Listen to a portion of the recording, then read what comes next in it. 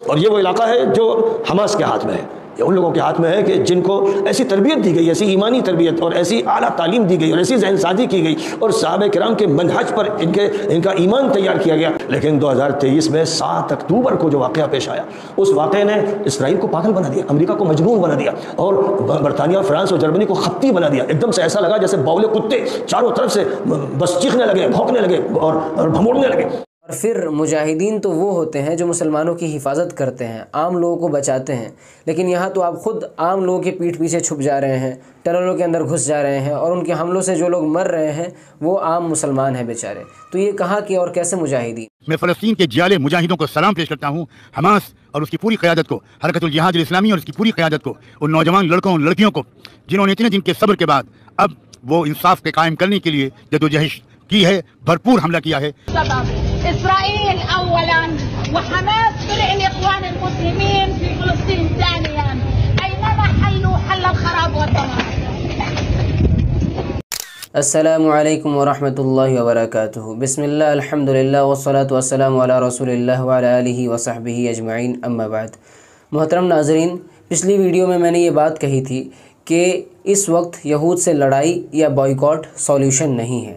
इस पर कुछ लोगों को एतराज़ था, तो चलिए इसे थोड़ा वाज़े कर दें कि उम्मत के बड़े बड़े उलमाए किराम ने और दानिश्वरों ने ये बता दिया है कि इस वक्त यहूद से लड़ाई करना या बॉयकॉट सॉल्यूशन नहीं है, बल्कि सिर्फ़ और सिर्फ मुआहिदा ही मुसलमानों के खून को बचा सकता है। यहूद से लड़ाई करने का मतलब है और ज़्यादा मुसलमानों का खून बहाना और ज़्यादा नुकसान। यहूद से लड़ाई इसलिए सॉल्यूशन नहीं है क्योंकि इसमें और ज़्यादा नुकसान है, मुसलमानों का और ज़्यादा खून बहाना है। और शरीयत का ये कायदा है जिस पर कि मुसलमानों का इजमा है, ला यजूज़ु इज़ालतुश्शर्रि बिमा हुआ शर्मिन, कि बुराई को ऐसी चीज़ के ज़रिए से नहीं रोका जाएगा जिसका नतीजा और बुरा हो। यानी कहीं पर कोई बुराई हो रही है, जुल्म हो रहा है और हमें पता है या गालिब गुमान है, ज़्यादा चांसेस हैं कि इस बुराई को रोकने जाऊंगा तो और ज़्यादा बुरा हो जाएगा, और ज़्यादा फितना और फसाद बर्पा हो जाएगा, तो ऐसी जगह पर सब्र किया जाएगा। ऐसी जगह पर इस बुराई से नहीं रोका जाएगा, बल्कि ऐसी जगह पर इस बुराई से रोकना खुद एक बुराई है। इसकी एक मिसाल नबी करीम सल्लल्लाहु अलैहि वसल्लम की ज़िंदगी से ले लेते हैं।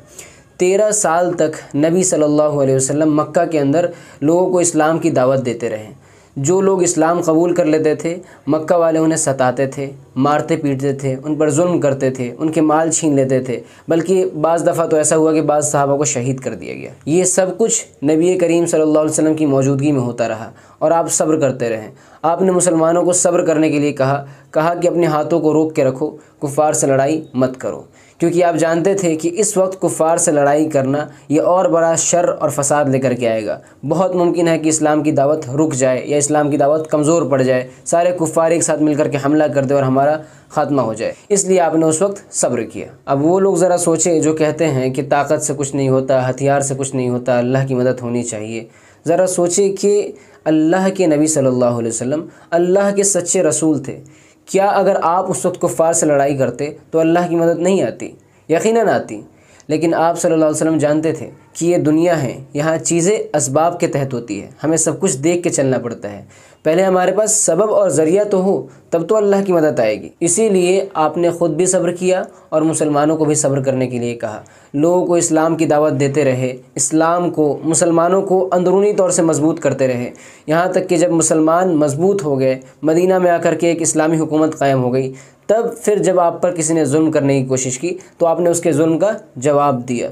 और जैसा कि मारूफ़ है कि आपने जुल्म को रोकने के लिए, इस दुनिया में अमन और सलामती फैलाने के लिए जंग और जिहाद भी किया उसके बाद।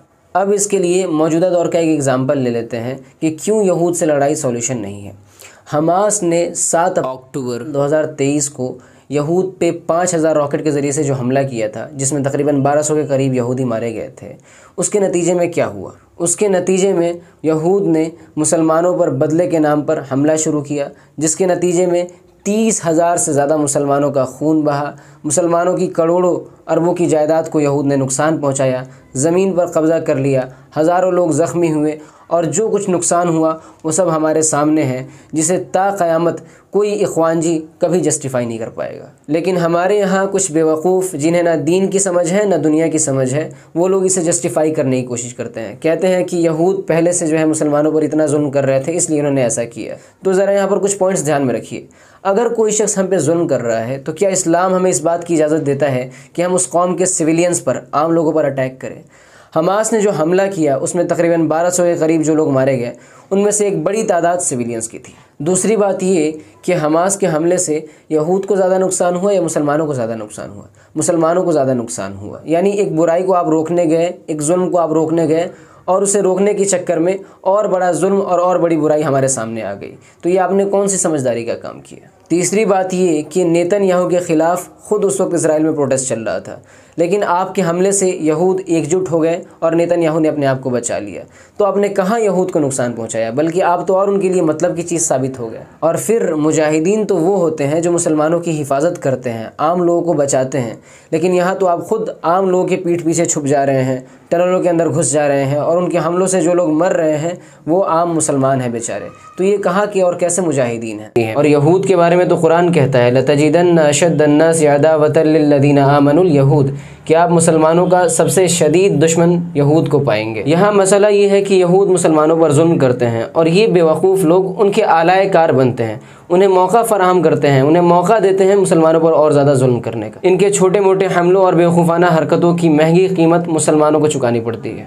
बहरहाल इन सब चीज़ों को देखते हुए उलमाए किराम ने, माहिरीन ने, एक्सपर्ट्स ने ये बात कही है कि इस वक्त मुसलमानों को चाहिए कि वो मुआहदे के ज़रिए से अपनी जानों को, अपनी ज़मीन को, अपनी जायदाद को महफूज करे और अंदरूनी तौर से अपने आप को मजबूत करे, अल्लाह से दुआ करे, अपने आमाल और अक़ीदे की इस्लाह करे और अंदरूनी तौर से अपने आप को मजबूत करे। इंशाअल्लाह अल्लाह सुब्हानहू व तआला एक दिन बेहतर हालात ले आएगा। यहूद से अमन का मुआहदा, पीस डील का हरगिज़ ये मतलब नहीं है कि यहूद ने मुसलमानों के साथ जो कुछ किया है या वो जो कुछ कर रहे हैं उससे हम राज़ी हैं, बल्कि जिसके दिल में ज़रा से भी इंसानियत या दर्द हो वो कभी यहूद के जुल्म को जस्टिफाई नहीं करेगा। मुआहदा तो ख़ुद नबी करीम सल्लल्लाहु अलैहि वसल्लम ने मुख्तलिफ़ मकामात पर कुफ़ार से किया है, लेकिन इसका ये मतलब नहीं होता है कि हम उनके अमल से, उनके जुल्म से राज़ी हैं। मैं फ़लस्तीन के जियाले मुजाहिदों को सलाम पेश करता हूँ, हमास और उसकी पूरी क़यादत को, हरकतुल जिहाद इस्लामी और उसकी पूरी क़यादत को, उन नौजवान लड़कों और लड़कियों को जिन्होंने इतने दिन के सब्र के बाद अब वो इंसाफ के कायम करने के लिए जदोजहद की है, भरपूर हमला किया है। ولا بيمثلنا اللي صار ب7 أكتوبر ولا بيمثلنا اللي أخذ قرار بجر الناس لحرب. الله بقول تجنبوا لقاء العدو. الله الرسول كان يحافظ على حياة الناس. في بدر الكبرى الرسول أبعد بالمعركة عن بئر الماء عشان الناس تشرب. إحنا لا ضل حياة ولا ضل أهل ولا ضل بيوت ولا ضل ذكريات. المهم القادة بخير. وخلي الإخوان المسلمين ينبسطوا وخلي حماس تفرح وحسبنا الله ونعم الوكيل على اللي كان السبب. إسرائيل أولا وحماس فرق الإخوان المسلمين في فلسطين ثانيا. أينما حلوا حل الخراب والدمار. दूसरी बात ये कही थी कि बॉयकॉट सॉल्यूशन नहीं है, तो वो इसलिए कही थी क्योंकि बॉयकॉट करने से यहूद का कुछ भी नुकसान नहीं होगा या बहुत थोड़ा नुकसान होगा, और जिस कंट्री के लोग बॉयकॉट कर रहे हैं उस कंट्री का या उस कंट्री में रहने वाले सेलर्स, रिटेलर्स और बिजनेसेस का ज़्यादा नुकसान हो जाएगा। तो यहाँ पर मामला ये होगा कि यहूद को नुकसान पहुँचाना चाहते थे और अपने ही देशवासियों को नुकसान पहुँचा बैठे।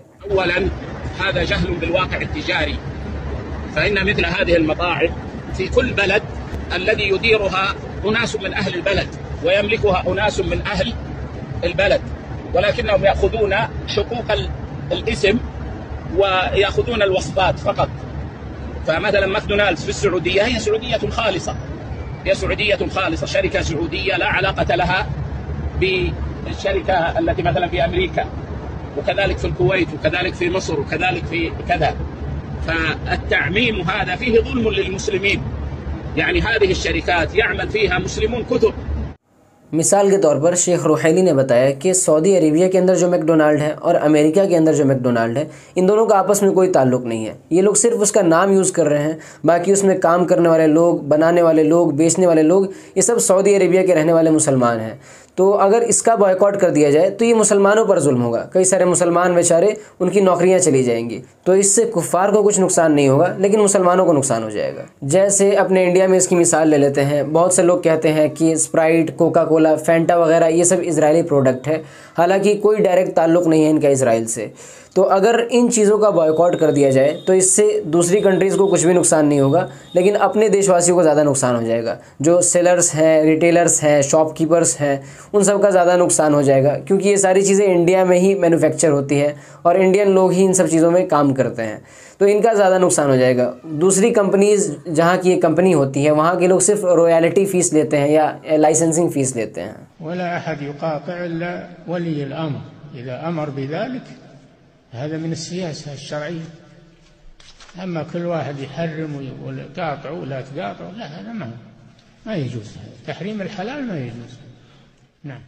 المقاطعة هذه ينظر فيها ولي الأمر، هي مفيدة ولا ضارة، ولا ترتب عداوة، ولا تجلب فتنة على الإسلام، ولا كذا وكذا.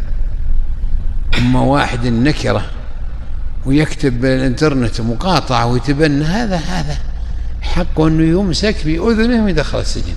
هذا شيطان مريد أو جاهل لا يعي ما يقول، مثل هذا ما يتصدق رويبضة.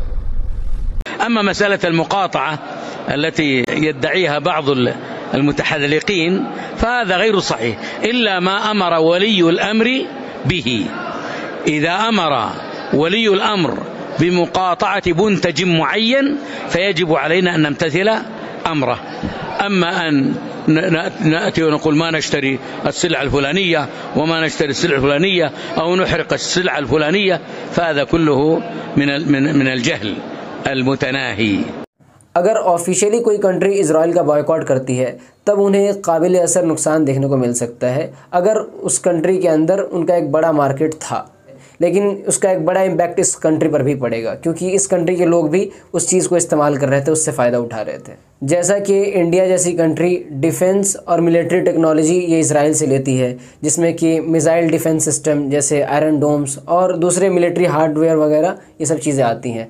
तो अगर इंडिया इन चीज़ों का बॉयकॉट कर दे तब इजराइल को एक देखने लायक नुकसान हो सकता है।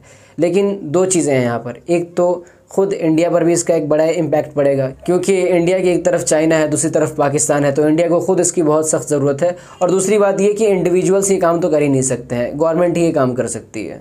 या इसके अलावा एग्रीकल्चर टेक्नोलॉजी है, नेटाफिम वगैरह, तो अगर इंडिया इसका बॉयकॉट कर दे तो इसका नुकसान इंडिया को खुद होगा, जो किसान हैं उनको इसका नुकसान होगा। और इनके अलावा इंफॉर्मेशन टेक्नोलॉजी, साइबर सिक्योरिटी और दूसरी टेक से रिलेटेड चीज़ें हैं जिनको बॉयकॉट करने से इजराइल को बड़ा नुकसान हो सकता है, लेकिन खुद इंडिया को भी और इंडिया के लोगों को भी बहुत बड़ा नुकसान होगा। तो बॉयकॉट करने से अपने लोगों पर भी जुल्म हो सकता है या अपने लोग भी बहुत सी चीज़ों से महरूम हो सकते हैं, इसलिए बॉयकॉट करना कोई बहुत पुरअसर सॉल्यूशन नहीं है। या तो आप ऐसा करें कि ख़ुद अपने तौर पर ऐसी चीज़ें, ऐसी टेक्नोलॉजीज़ बना लें कि आपको उनकी ज़रूरत ही ना रह जाए और उनको नुकसान हो जाए, कि आप उनके मोहताज ना रह जाए, अपनी चीज़ों को इस्तेमाल करें। जिसको मैंने एक लफ्ज़ में कहा था कि अंदरूनी तौर से अपने आप को मजबूत करें। पहले इस काबिल बने कि अपने आप पर होने वाले जुल्म को आप रोक सके, फिर उस जुल्म को रोकने के लिए जाइए। इसीलिए तो अल्लाह ताला ने कहा है कि वअइद्दू लहुम मस्तताअतुम मिन कुव्वतिन व मिन रिबातिल खैल तुरहिबून बिही अदुव्वल्लाहि व अदुव्वकुम, कि इतनी ताकत और क़ुव्वत जमा करो, इतने मजबूत बनाओ अंदरूनी तौर से अपने आप को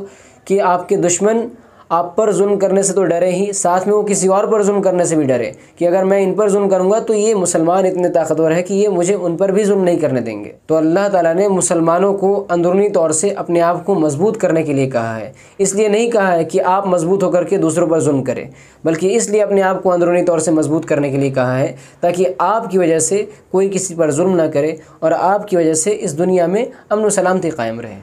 इसी टॉपिक से रिलेटेड एक बात मैं वाज़ेह कर देना चाहता हूँ कि बहुत से लोगों को लगता है कि आज फ़िलिस्तीनियों की, मुसलमानों की मदद हकीकत में सिर्फ ईरान और उसी की जो एक विंग, एक शाख हिज़्बुल्लाह है, यही लोग जो है फ़िलिस्तीनियों की, मुसलमानों की मदद कर रहे हैं और यही लोग मुसलमानों के दीनी तौर से खैर ख़्वाह हैं।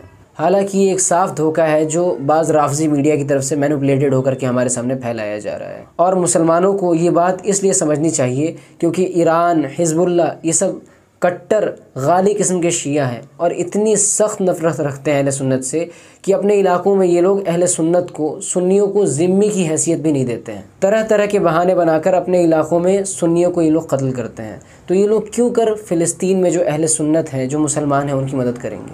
सहाबा से इस कदर नफरत रखते हैं कि आप अबू बकर और उमर नाम तक नहीं रख सकते इनके इलाकों में। और एक बहुत अहम पॉइंट ये कि शियों के मुताबिक मस्जिद अक्सा फ़िलिस्तीन के अंदर है ही नहीं। ये लोग तो ये अक़ीदा रखते हैं कि मस्जिद अक्सा आसमान के अंदर है। तो अब ज़रा सोचिए कौन सी मस्जिद अक्सा को ये लोग बचाना चाहते हैं। इमाम अल-बाक़िर अलैहिस्सलाम लैसा कमा क़ालू व इन्नमा यक़ूल इस्माईल अल-जुअफ़ी हकज़ा सनअ अल-इमाम व इन्नमा सुब्हानल्लज़ी अस्रा बिअब्दिही लैलन मिनल मस्जिदिल हराम व अशारा इला मक्का इलल मस्जिदिल अक़सा व अशारा इला तुख़ूमिस समा। गर्चे सारे शिया इस बात को नहीं मानते हैं, लेकिन इनकी किताबों के हवाले और इनके मल्टीपल स्कॉलर्स के विटनेसेस इन्हें मुत्तहम करने के लिए काफ़ी हैं। और हम लोग फ़िलिस्तीन के अंदर जिस मस्जिद अक्सा को जानते हैं, वो मस्जिद अक्सा तो हज़रत उमर ने आज़ाद कराया था, और ये लोग तो दिन रात हज़रत उमर को गालियाँ देते हैं और उसे किसी उमवी खलीफा ने बनाया था। और बनु उमैया को तो शिया दिन रात गाली देते हैं, दिन रात उन पर लानतें भेजते हैं। तो ये लोग क्यों कर उस मस्जिद अक्सा को आज़ाद कराना चाहेंगे। तो दीन के लिए, मुसलमानों की हिफाजत के लिए, मस्जिद अक्सा के लिए ये लोग यहाँ पर कोई काम नहीं करते हैं। अब रहा मसला ये कि दुनिया को ये लोग क्यों दिखाते हैं कि हम लोग इज़राइल के मुखालिफ है। तो इसकी वजह बहुत साफ़ है, जिसे गैर मुसलमान तक समझते हैं, लेकिन हमारे यहाँ के कुछ जज्बाती मुसलमान इसे समझने के लिए तैयार नहीं है। और वो वजह ये है कि ईरान मिडिल ईस्ट में अपना इन्फ्लुएंस बढ़ाना चाहता है, मिडिल ईस्ट का चैम्पियन बनना चाहता है, दुनिया के सामने मुसलमानों का हीरो बनना चाहता है। इसीलिए इन्होंने लिबनान के अंदर हिजबुल्लाह, यमन के अंदर हूथी और मिडिल ईस्ट के अंदर अपने दूसरे ऑर्गेनाइजेशन फैला रखे हैं। ये एक बहुत लंबा टॉपिक है जिसके प्रूफ्स और विटनेसेस मैं कमेंट बॉक्स में या डिस्क्रिप्शन में डाल दूंगा इंशाल्लाह। जो लोग इंटरेस्टेड हैं वो पढ़ सकते हैं। तो ये लोग जब इज़राइल पे हमला करते हैं या दिखाते हैं कि हम इज़राइल के मुखालिफ हैं, तो इनका कोई दीनी मकसद नहीं होता है, कोई ऐसा मकसद नहीं होता है कि मस्जिद अक्सा, मुसलमानों की हिफाजत, ऐसा कुछ मकसद नहीं होता है, बल्कि अपना इन्फ्लुएंस बढ़ाना मकसद होता है मुसलमानों के दरमियान मिडिल ईस्ट के अंदर। इसीलिए आप देखेंगे कि हमला करता नहीं है कि उससे 24 घंटे पहले ऐलान पूरी दुनिया में पिटवा देता है कि हाँ हम लोग हमला करने वाले हैं इन पर। खैर, मुझे सियासी बातों पर बात करना पसंद नहीं है, और जो लोग मुझे पहले से जानते हैं, जिन्होंने मेरी पुरानी वीडियोस देखी हैं, वो लोग ये बात जानते हैं। लेकिन चूंकि मुसलमानों में बहुत ज़्यादा गलतफहमी पाई जाती है, इसीलिए इन सब चीज़ों पर मैंने थोड़ी सी वजाहत कर दी। तो उलमा से जुड़े रहे। और आखिर में मैं आपको रिकमेंड करूँगा कि डॉक्टर अरकम रईस साहब का अल-इबानतुल कुबरा के जो दुरूस हैं उनका सिलसिला चल रहा है। मैं ख़ुद भी उन्हें सुनता हूँ और मैं आपको भी सुनना रिकमेंड करूँगा कि आप ज़रूर उन्हें सुनें। अल्लाह रब्बुल इज़्ज़त हमें अपने दीन की सही समझ अता फ़रमाए और हक़ और अहले हक़ का साथ देने की तौफ़ीक़ अता फ़रमाए। आमीन। व आखिरु दावाना अनिल हम्दुलिल्लाहि रब्बिल आलमीन।